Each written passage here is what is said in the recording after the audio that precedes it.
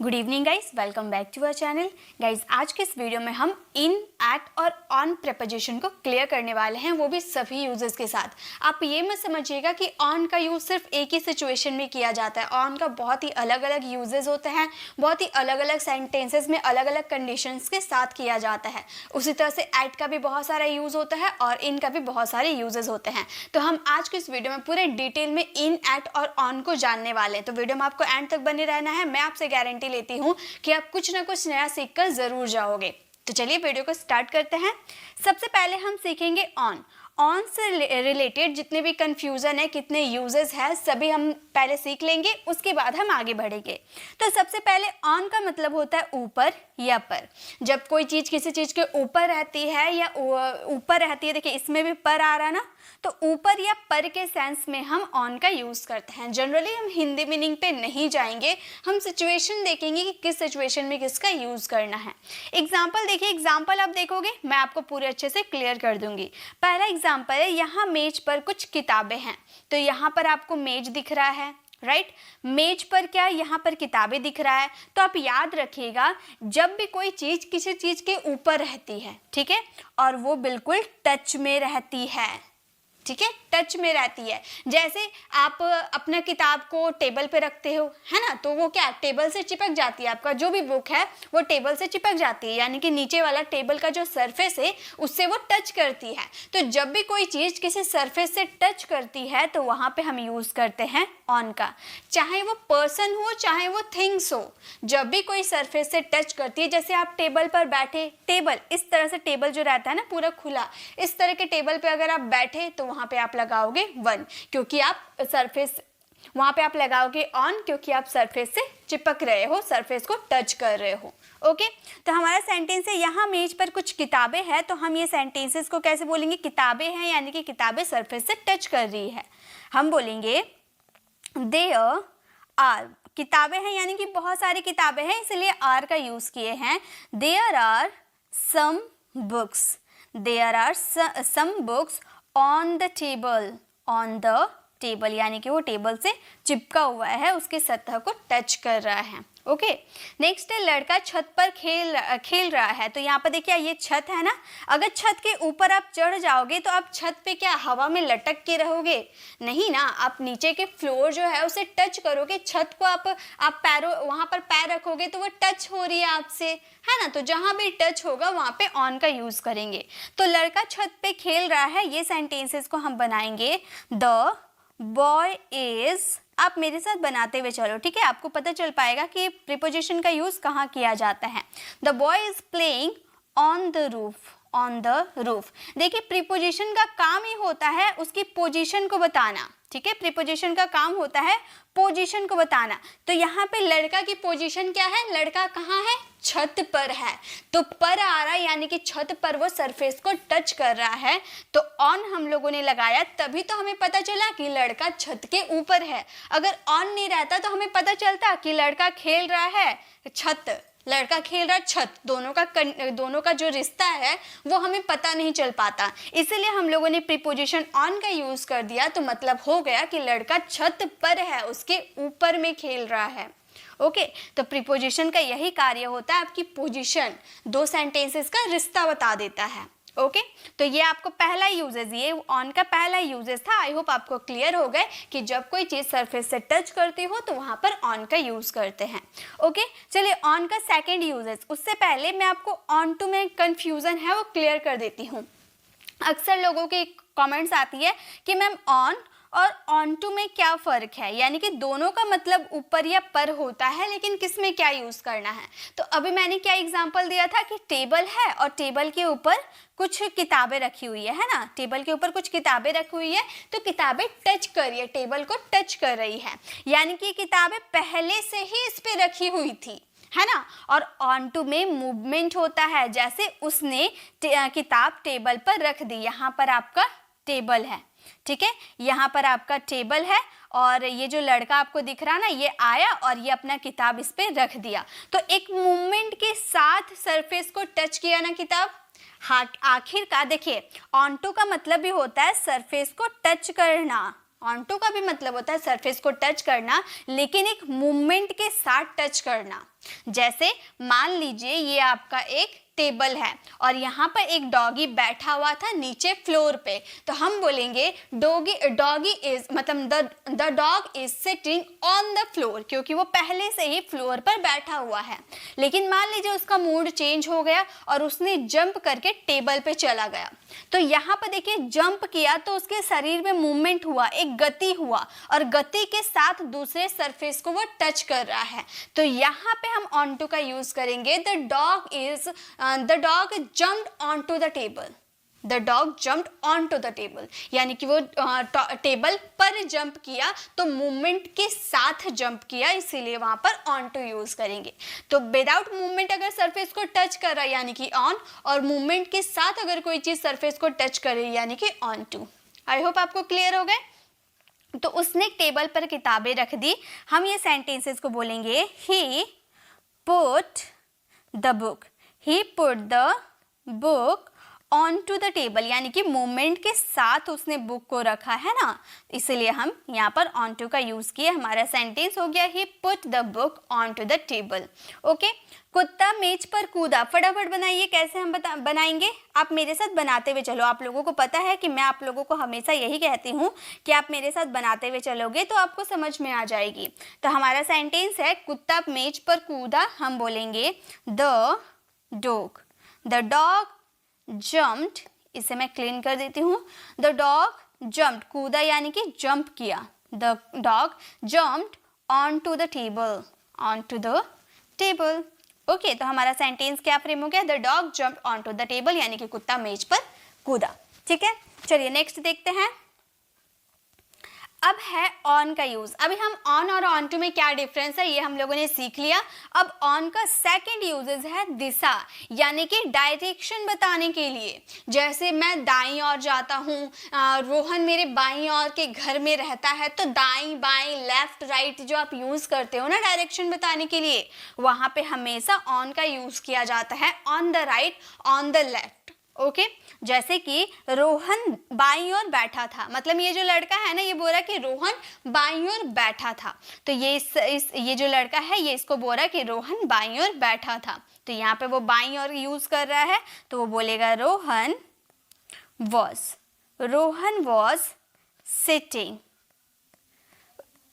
Was sitting on the left. Okay, तो यहाँ पर लेफ्ट आपने यूज किया, लेफ्ट राइट एक डायरेक्शन है, उससे पहले आपने ऑन का यूज किया। Rohan was sitting on the left, Rohan मेरी दाईं ओर खड़ा था, Rohan was standing on the right. Okay, दाईं ओर खड़ा था, ऑन द राइट। ठीक है, ये समझ में आ गया।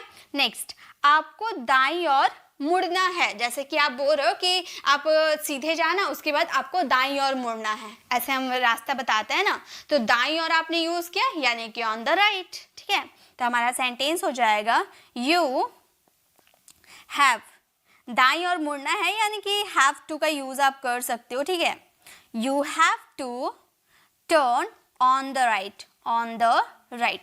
देखिए अभी मैंने ये सेंटेंस फ्रेम किया ना, तो काफ़ी लोगों की ये कमेंट आ जाएगी कि मैम आप गलत सेंटेंसेस फ्रेम कर रहे हो, यहाँ पर ना है तो आ रहा, तो आप हैव टू क्यों यूज़ कर रहे हो। जनरली हम यहाँ पर आर टू का यूज़ करते हैं, है ना। तो गाइस वो भी सही है। देखिए ग्रामर रूल के हिसाब से आप बात करो तो आर टू आपका यूज़ होता है जब आप अपनी इच्छा से कोई काम करते हो, है ना, तो वहाँ पर आप यूज़ करोगे आर टू। लेकिन जब कोई काम कंपल्सन के तौर पर करोगे यानी कि मजबूरी में करोगे तो वहाँ यूज़ करोगे हैव टू।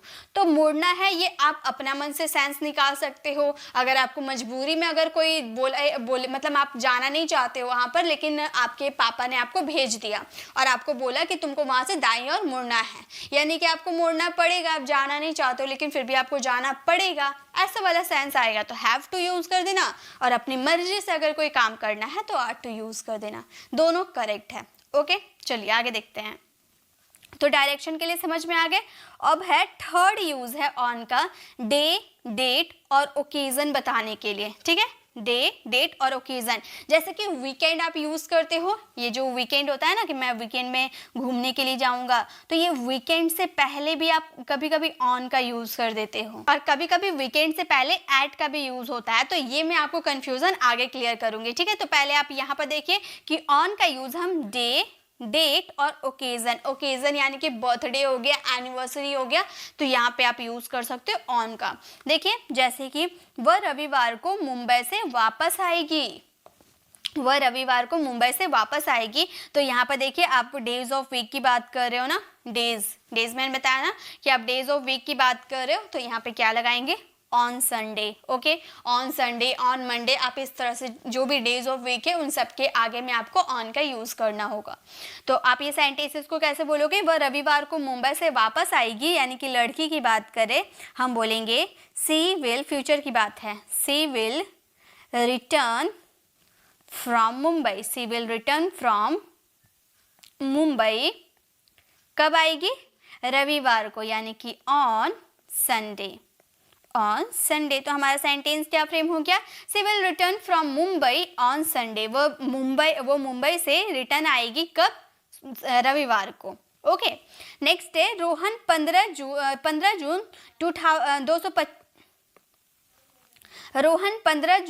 2025 को शिमला जाएगा, यानी कि 15 जून 2025 को शिमला जाएगा, यानी कि आगे की ये प्लानिंग कर रहा है ना, प्लानिंग कर रहा है, फ्यूचर में वो जाएगा। तो यहाँ भी आपको देखिए एक डेट बता दिया ना, डेट जब बता देगा तो वहाँ पर क्या यूज़ करेंगे, ऑन का यूज़ करेंगे। तो ये हमारा सेंटेंसेस कैसे फ्रेम होगा, हम बोलेंगे Rohan will go to Shimla, Rohan will go to Shimla, मतलब रोहन शिमला जाएगा, कब जाएगा, 15 जून 2025। तो यहाँ पर लिख देंगे क्या, ऑन, क्योंकि डेट लगाने से पहले आपको वहाँ पे ऑन का यूज़ करना है, तो 15 जून 2025, ठीक है। तो इस तरह से आपको यूज़ करना है ऑन का, जब डेज ऑफ वीक यानी कि डेट या ओकेज़न, जैसे बर्थडे हो गया, मदर्स डे हो गया, ये सब होता है ना ओकेज़न, तो वहाँ पे आप यूज़ कर सकते हैं ऑन का, ठीक है। आगे देखते हैं। तो ऑन का हम लोगों ने सीख लिया यूजेस। अब हम बढ़ते हैं इन की तरफ। इन का मतलब होता है में, जैसे कि आप कोई भी मंथ बताते हो, ठीक है, मंथ की बात करो या फिर ईयर बताते हो, इन सब के साथ आप इन का यूज़ करते हो। फॉर एग्जांपल मैंने 2024 में ग्रेजुएट किया था, 2024, अभी 2024 चल रहा है, मान लीजिए जनवरी में मैंने क्लियर किया था, है ना। तो यहाँ पर मैंने ईयर बता दिया, कब, 2024। तो जब ईयर की बात करोगे तो वहाँ पर इन का यूज़ होता है। तो आप ये सेंटेंसेस को इस तरह से बोल सकते हो। अब बोल सकते हो आई वॉज ग्रेजुएटेड इन 2024, ठीक है। तो यहाँ जो आपने ईयर यूज़ किया ना, उससे पहले आपको इन का यूज़ करना होगा, याद रखिएगा। और जैसे मंथ की आप बात करते हो, मार्च में कंपनी में शामिल होगी, तो आप ऑन और इन में कंफ्यूज मत होना। जब डेट एग्जैक्ट आपको डेट बता देगा तो वहाँ पर ऑन का यूज़ करेंगे, लेकिन सिर्फ मंथ बताएगा तो वहाँ पर इन का यूज़ करेंगे। जैसे वह मार्च में कंपनी में शामिल होगा, तो यहाँ पर आपको मंथ बता रहा, डेज ऑफ वीक नहीं है, ये मंथ है, मार्च, जनवरी, ये सब आपका क्या है, मंथ है। तो यहाँ पे हम क्या यूज करेंगे, इन का यूज करेंगे। तो कंपनी में शामिल हुई तो हम बोलेंगे सी जॉइंड द कंपनी, वो कंपनी में शामिल हुई, सी जॉइंड द कंपनी, कब, मार्च में, यानी कि इन मार्च। ओके, ठीक है। सी जॉइन द कंपनी इन मार्च, वह मार्च में कंपनी में शामिल हुई। तो जब भी आप मंथ, ईयर, इन सब की बात करोगे तो वहाँ इनका यूज़ करोगे, लेकिन एग्जैक्ट आप डेज ऑफ वीक की बात करोगे या फिर डेट की बात करोगे तो वहाँ ऑन का यूज़ होता है। जनरली स्टूडेंट यहीं पर कन्फ्यूज़ हो जाते हैं, तो आप इसकी अच्छे से प्रैक्टिस कर लेना ताकि आप लाइफ में कभी कन्फ्यूज़ ना हो। ओके गाइस, इन सब की पीडीएफ भी आपको फ्री ऑफ कॉस्ट हमारे टेलीग्राम चैनल पर मिल जाएगी, तो आपको नोट्स बनाने की ज़रूरत नहीं है। बस मैं जो आपको समझाने की कोशिश कर रही हूँ, बस वो आपको मेरे साथ समझते हुए चलना है। ओके, चलिए अब आगे देखते हैं। सो गाइस, नेक्स्ट देखिए, नेक्स्ट फिर से है हिंदी इन का ही यूज देख रहे हैं तो हिंदी मीनिंग में हो सकता है। ओके, तो में जैसे कि कोई चीज किसी चीज के अंदर है, जैसे आप कमरे के अंदर है तो आप बोलोगे I am in the room, क्योंकि आप एक इनक्लोज्ड एरिया में हैं, है ना। आप किसी चीज के अंदर रहोगे तो वहां पर इन का यूज करोगे, I am in the room, या फिर I am in the class, I am in the college, I am in the hospital, इस तरह से आप यूज करोगे इनका। जब आप किसी हॉस्पिटल में भी, आप हॉस्पिटल के रूम में रहोगे तब यूज करना इन। ओके, तो जब हॉस्पिटल से बोलोगे तो वो बात अलग हो गई, लेकिन हॉस्पिटल के कमरा में रहोगे तो वहां पर इनका यूज करेंगे, क्योंकि एग्जैक्ट आपने प्लेस बता दिया और वो इनक्लोज्ड एरिया है तो वहां पे इनका यूज होता है। एग्जाम्पल देखिए, मेरे बैग में 5 कलम है, तो ये मेरा बैग है, बैग के अंदर है ना 5 कलम, बैग के अंदर है तो यहाँ पर इनका यूज करेंगे। हम ये सेंटेंस को बोलेंगे I have 5 pens. I have 5 pens in my bag. In my bag. तो हमारा सेंटेंस क्या फ्रेम हो गया, I have 5 pens in my bag, यानी कि मेरे बैग में 5 कलम है, या फिर मेरे बैग में 4 किताबें हैं, I have 4 books in my bag, यानी कि जब कोई चीज़ किसी चीज़ के अंदर होती है, बंद रहती है, तो वहाँ पे आप इनका यूज़ करोगे। क्लियर। नेक्स्ट देखिए, बाल्टी में कुछ पानी है, तो ये बाल्टी में है, बाल्टी के अंदर है ना, बाल्टी के अंदर है तो यहाँ पर इनका यूज करेंगे।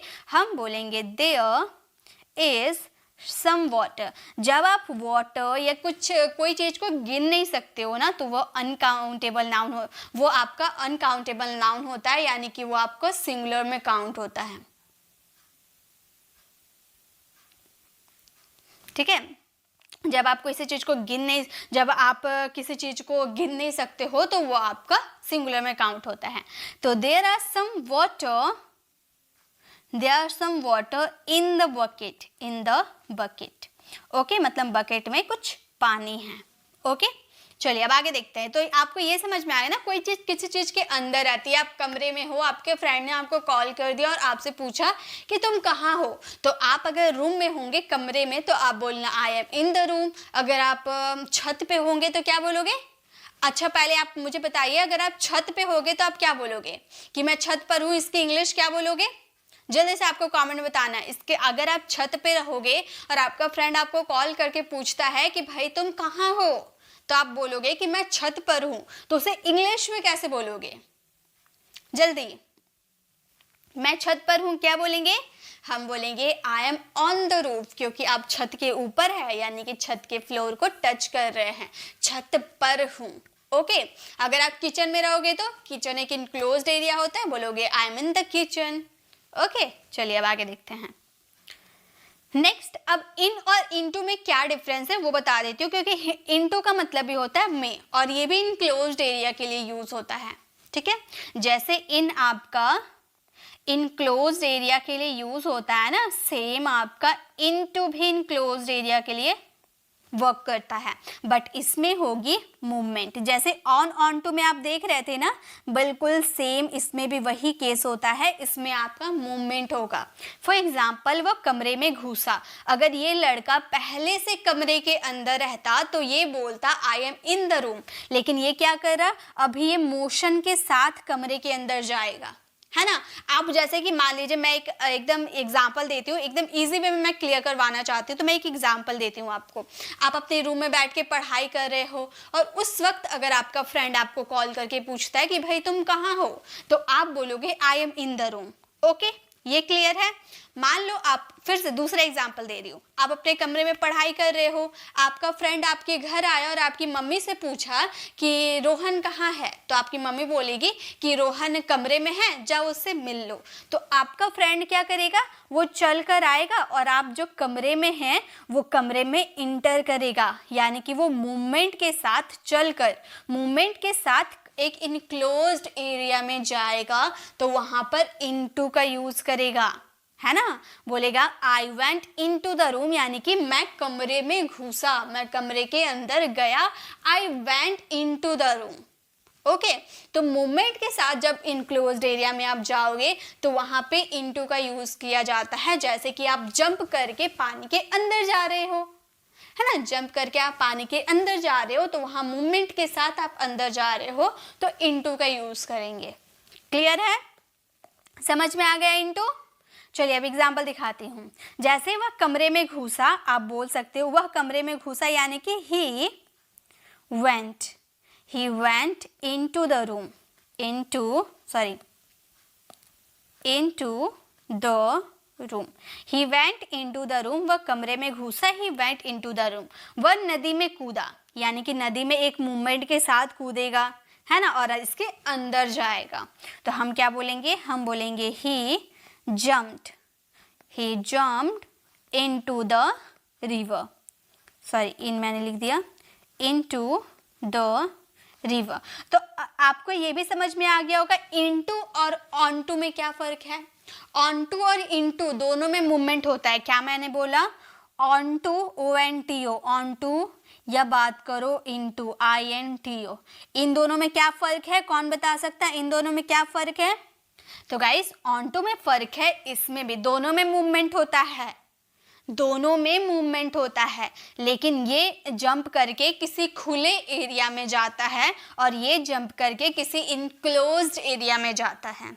ओके, ये फर्क है onto और into में। ठीक है, आगे देखिए। नेक्स्ट इनका यूज है मैं के सेंस में इसका यूज करेंगे जब आप बिग सिटी में रहोगे। ठीक है, बड़े बड़े कंट्रीज में, बिग सिटी में, ठीक है, यहाँ पर रहोगे, बिग सिटी, कंट्री बात कर लो, ठीक है, स्टेट, इन सब की बात करोगे तो वहाँ पर इन का यूज़ होता है। जैसे मैं भारत में रहता हूँ, I live in India, in India use करते हो ना, तो वहाँ पर इन क्यों यूज़ होता है, इंडिया है, बिग है, इसीलिए वहाँ पर इन का यूज़ किया जाता है। तो कंट्री हो, जैसे कि मैं दिल्ली में रहता हूँ तो आप एक बड़े कंट्री का नाम बता दिए तो आई लिव इन दिल्ली हो जाएगा। ओके, दिल्ली आपका बिग कंट्री हो गया, तो वहाँ पे आप क्या यूज़ करोगे, इन का यूज़ करोगे। ठीक है, तो चलिए हम बनाते हैं। हम दिल्ली में रहते हैं, कैसे बोलेंगे, हम बोलेंगे we live in Delhi, we live in Delhi, हम दिल्ली में रहते हैं, we live in Delhi. Next है मैं लखनऊ के गोमती नगर में रहता हूँ, तो यहाँ लखनऊ बात आपकी की जा रही है, बिग सिटी है। गोमती नगर आपका एक छोटा सा शहर हो गया। ठीक है, गोमती नगर मतलब इसके बीच में है ये, लेकिन बिग सिटी आपका लखनऊ कहला रहा है। तो आप इस तरह से बोलोगे I live at Gomti Nagar. ये गोमती नगर है ना, छोटा सा प्लेस है, लखनऊ का एक छोटा सा प्लेस है, इसलिए वहाँ ऐट का यूज़ किया। अभी ऐट का यूज़ मैं क्लियर करवाऊंगी ना, वहाँ आपको समझ में आ जाएगा। ठीक है, Gomti Nagar, I live at Gomti Nagar इन लखनऊ। ठीक है, इन लखनऊ, तो इन क्यों लगाए, इनके लखनऊ के पहले इन लगाए क्योंकि लखनऊ हमारा बिग सिटी कहलाया, और गोमती नगर लखनऊ का एक छोटा सा प्लेस होता है।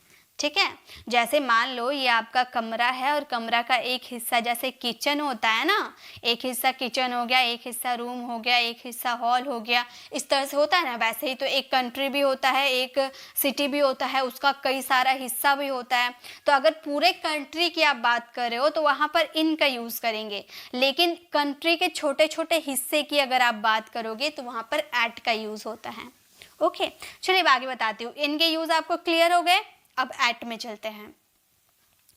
एट का फर्स्ट यूज है में, जैसे कि अभी मैंने बताया ना कि स्मॉल प्लेसेस की बात करोगे, क्या मैंने बताया, स्मॉल प्लेस की बात करोगे तो वहां पे आप यूज करोगे एट का। ओके, जैसे उसका मैनेजर रामपुर में रहता है, तो उत्तर प्रदेश का रामपुर छोटा इलाका हो गया, तो वहाँ पे हम एट का यूज़ करेंगे।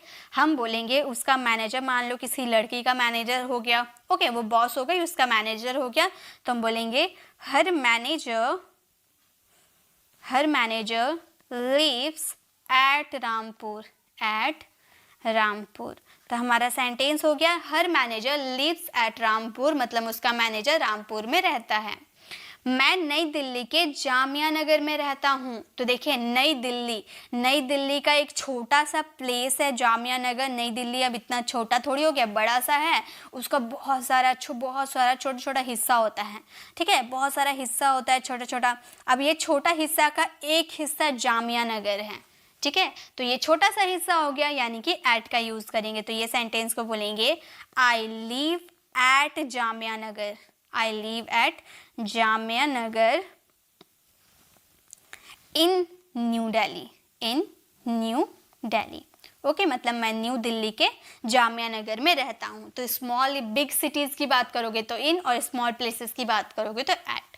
ओके, नेक्स्ट है एट का यूज़ करते हैं मे के सेंस में जब आप एग्जैक्ट टाइम बताते हो, जैसे 6 o'clock हो गया, 7 o'clock हो गया, या फिर एट नाइट हो गया, एट नून हो गया। ठीक है, तो वहाँ पे हम यूज़ करते हैं एट का। ठीक है, नाइट, नून, मिडनाइट, 6 o'clock, एग्जैक्ट टाइम आपने बता दिया। ठीक है, तो वहाँ पे एट का यूज़ करेंगे। फॉर एग्जांपल, सुहाना सुबह 7 बजे स्कूल जाती है। अक्सर आप जब कॉन्वर्सेशन की बुक पढ़ते होंगे, आप जब छोटे थे तो कॉन्वर्सेशन की एक बुक आती थी ना, उसे आप पढ़ते होंगे, तो आप ऐसे बोला जाता है आई वेक अप एट 6 o'clock। तो वहाँ 6 o'clock के पहले एट लगा रहता था, है ना। तो एट क्यों लगा रहता था? क्योंकि 6 o'clock आपका एक एग्जैक्ट टाइम बता दिया और उसके पहले हमें एट का यूज़ करना होता है। हैं, ठीक है। देखिए, हम बोलेंगे Suhana goes to school. Suhana goes to school कब? 7 AM, सुबह 7 बजे जाएगी ना, शाम को नहीं जाएगी। तो एट 7 AM।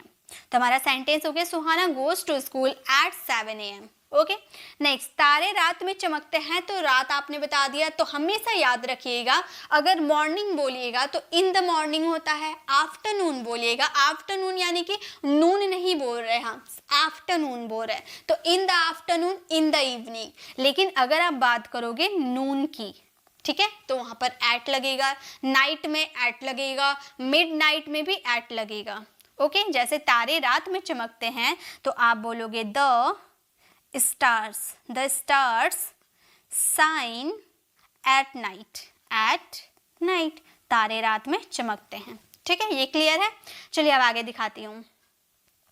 नेक्स्ट है एट का यूज़ करेंगे मे या पर के सेंस में जब आप एकदम छोटे छोटे हिस्सों की बात करते हो, जैसे बस स्टॉप हो गया, विलेज हो गया, बस स्टॉप हो गया, विलेज हो गया, होटल हो गया। ठीक है, इन सब की बात करोगे ना तो वहाँ पर एट का यूज़ करोगे। मतलब छोटे छोटे स्थान की बात करोगे तो वहाँ पर एट यूज़ होता है। जैसे हम लोग अपने गांव में रहते हैं, या हम स्मॉल सिटीज़ की बात नहीं कर रहे हैं। ठीक है, हम यहाँ पर छोटे छोटे स्थानों की बात करें कि एक छोटे छोटे स्थान होता है, जैसे बस स्टॉप हो गया, स्टेशन हो गया, छोटे छोटे स्टॉप। ठीक है, तो वहाँ पे हम एट का यूज़ करेंगे। तो हम लोग गाँव में रहते हैं, हम बोलेंगे we live at our village, मतलब हम गांव में रहते हैं। We live at our village. Next है रोहन बस स्टॉप पे खड़ा था, यानी कि छोटा सा हिस्सा होता है बस स्टॉप, है ना। तो वहां पे हम यूज करेंगे एट का। हम बोलेंगे Rohan was standing at the bus stop. ठीक है, तो इस तरह से हम यूज करेंगे एट का। चलिए आगे यूजेस बताती हूँ।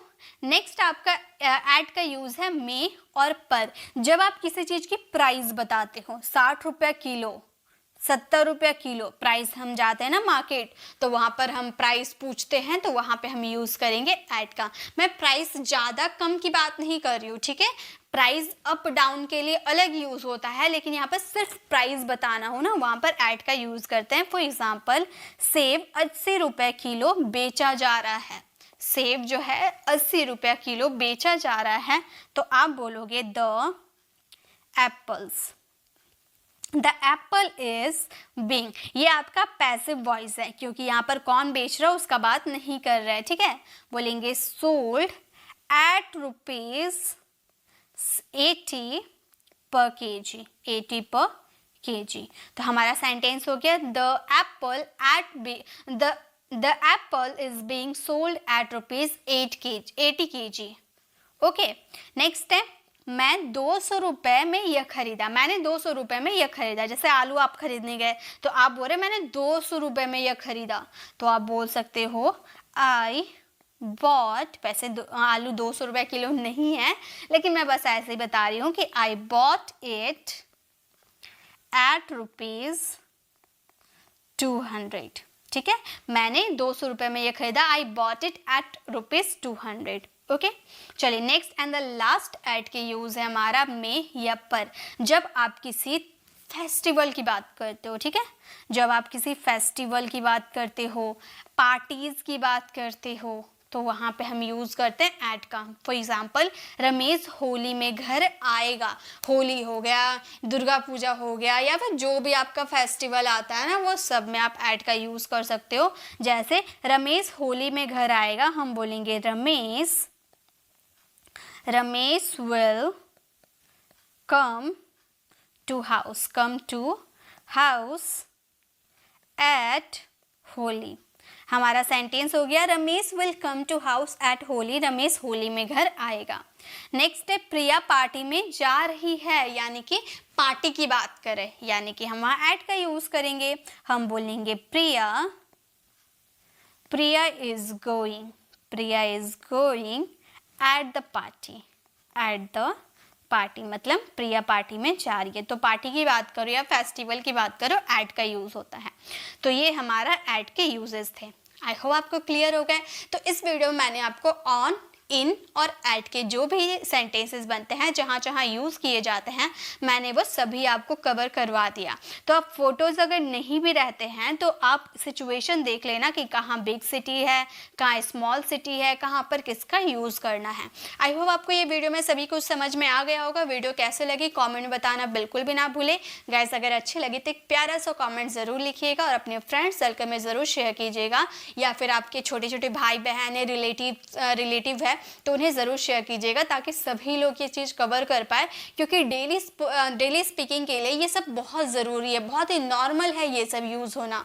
तो ये सभी जानेंगे तभी तो यूज़ कर पाएंगे। तो आप ज़रूर सेंड कीजिएगा, सभी को शेयर कीजिएगा।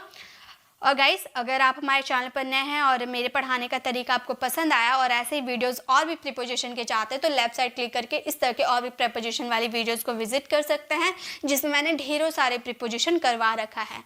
और राइट साइड क्लिक करके आप हमारे प्लेलिस्ट में जाकर 30 डेज़ का कोर्स मैंने लाइव स्टार्ट किया है, वो भी ज्वाइन करना चाहते हैं तो कर सकते हैं, या फिर आप जो भी कन्फ्यूज़न है आपको जो भी टॉपिक पे, वो देख सकते हैं।